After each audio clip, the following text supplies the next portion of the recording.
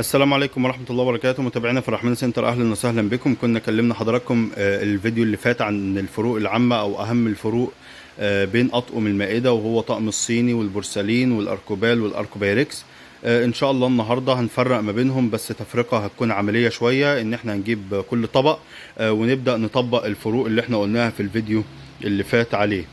طبعا احنا جايبين طبق من كل نوع، بيبقى فيه من كل نوع انواع، في سعر رخيص، في سعر غالي، في نوع عالي، في نوع وسط، في نوع قليل. ان شاء الله هنتكلم زي ما وعدنا حضراتكم عن كل نوع، ونقول فيه سعره ونقول فيه انواعه بيبدأ من كام وممكن يوصل لحد كام. نبدأ كده بسم الله الرحمن الرحيم. نفرق ما بين طقم الصيني وطقم البورسلين. زي ما حضراتكم كده شايفين ان طقم الصيني بيكون رسمته هادية، فالصيني في العموم بتبقى رسمته اهدى من البورسلين. لو بصينا البورسلين اللي هو البورسلين اللي بيقولوا عليه طقم العشاء، تمام، هتلاقي فيه شغل. البورسلين دايما بيكون فيه شغل، يعني تلاقي عليه رسومات، حتى عجلة زي ما شفتوا في الفيديو اللي فات، تلاقي عليه بنت، تلاقي منقوش زي كده، تلاقي عليه نقشات كتير. انما الصيني بيكون هادي، يعني معظم الوقت الصيني بيكون، او معظم اللطم بيبقى الصيني فاضي من جوه، مش مرسوم عليه الا الايه، الحواف ديت.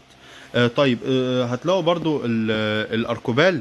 الاركوبال بيبقى برضو هادي شوية، يعني ممكن برضو بيبقى فيه اركوبال ليه اشكال، بس هيكون الفرق ما بين الاركوبال والصيني ان الاركوبال ملمس زجاجي. الاركوبال ملمس زجاجي.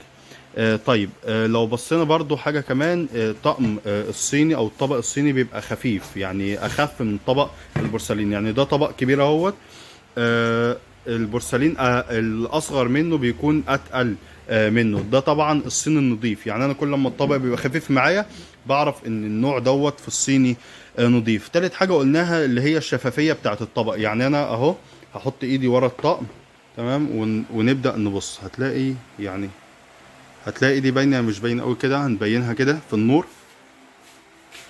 لو بصينا هتلاقي صوابعي بتتحرك ورا الطقم اهي، الصوابع بتتحرك ورا الطبق الصيني، تمام. دوت بيبقى في البورسلين برضو موجود، بس مش هيبقى باين قوي عشان طبعا النقشات اللي بتكون موجوده في البورسلين. ودي طبعا بتبقى اهم 3 فروق ما بين طقم العشاء اللي هو البورسلين والطقم الصيني.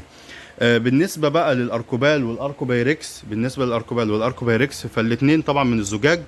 البورسلين والصيني بيكونوا من الخزف، يعني هو زي الفخار كده اللي بيبقى البرام اللي بيطبخ فيه والحاجات ديت. بس طبعا الصيني والبورسلين بيبقى ليهم معالجة أكبر طبعا، وطرق تصنيع معينة مش عايزين نخش فيها.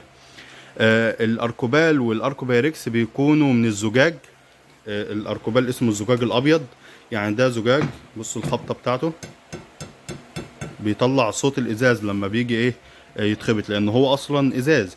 بيكون طبعا مش معنى ان هو ازاز ابيض ان هو يكون ايه لونه ابيض. ده ممكن يبقى اسود، ممكن يبقى لبني، ممكن يبقى بينك، ممكن يبقى فيه طقم ابيض واسود بيبقى ليه نقشات زي ما حضراتكم شايفين، بيبقى فيه نقشات مغطياه كلها.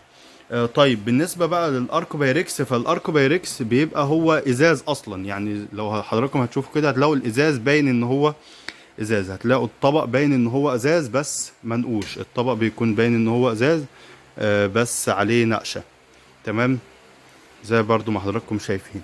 يبقى ده الاركوبايركس، دوت اركوبايركس، دوت الاركوبال، ده الصيني، ده البورسلين او طقم العشاء. طيب، ايه من دول اللي هيخش معانا النيش وايه اللي هيخش معانا المطبخ؟ الطقم الصيني المكان الاساسي بتاع النيش. الطقم الصيني المكان الاساسي بتاعه النيش. طقم البورسلين او العشاء برضو بيبقى نفس النظام. في ناس بتستغنى عن طقم البورسلين طبعا، ويجيبوا طقم صيني. في ناس بتستغنى عن طقم الاركوبال ويجيبوا طقم صيني، لان هو الطقم الصيني هو يعتبر اشهر حاجة في الموضوع دوت. في ناس بقى بتجيب الاركوبال وتستغنى عن الصيني، في ناس بتجيب البورسلين وتستغنى عن الصيني والاركوبال. طيب، يبقى انا عندي الصيني مكانه الاساسي في النيش. البورسلين لو جبت بورسلين برضو بيبقى برضو في النيش، ممكن استخدمه عادي، بس برضو المكان الاساسي بتاعه بيكون النيش. الاركوبال بيبقى نيش او مطبخ، يعني ينفع احطه يبقى هو الاطباق اللي انا بستخدمها في المطبخ، لان الاركوبال كويس طبعا بيخش معايا الميكرويف، بيبقى كويس، بيبقى برضو مضاد للصدمات شويه، مقاوم للصدمات شويه. الاركوبايركس بيكون مكانه الاساسي المطبخ، يعني الاركوبايركس دوت بيكون مكانه الاساسي في المطبخ. ودوت لان هو بيخش مايكرويف كويس قوي معانا، وبيبقى طبعا ليه اشكال جميله في التقديم وكده. فبيكون مكانه الاساسي المطبخ. طيب، هنلاقي مشكله بقى معانا في الاركوبايركس والاركوبال لو احنا حطيناهم في المطبخ، ان هما ممكن يتكسروا. فبيبقى في بديل للموضوع دوت، وهو بيكون طقم الميلامين. طبق الميلامين بيكون طبعا زي ما حضراتكم كده شايفين ليه اشكال طبعا كتير، ده شكل منهم. دوت بيكون زي خامة زي البلاستيك، بس طبعا اقوى، وهو مش بلاستيك، بتكون اقوى من البلاستيك. كيف ليه اشكال طبعا جميله لو استخدمناها، طبعا لو وقع هيبقى مقاوم للصدمات، مش هيتكسر معايا ولا كده، فاحنا بنحافظ برضو عليه. صحي برضو في الاستخدام، طبعا الانواع النظيفه، وان شاء الله هنبقى نتكلم عن انواع الميلامين واسعاره واشكاله برضو. وبكده نكون بفضل الله فرقنا ما بين اطقم المائدة كلها، البورسلين والصيني والاركوبال والاركوبايركس. لو عندك اي استفسار او عندك اي تعليق ممكن تكتب لنا في التعليقات، واحنا ان شاء الله بنرد عليك على طول. لينك الصفحة بنكون منزلينه في الوصف، خشوا على الصفحة برضو واسألونا لو عايزين تشوفوا اي حاجة. برضو شوفوا اسعارنا وشوفوا عروضنا، وربنا يجعلنا دايما تحت حسن ظنكم، وشكرا لحسن متابعتكم.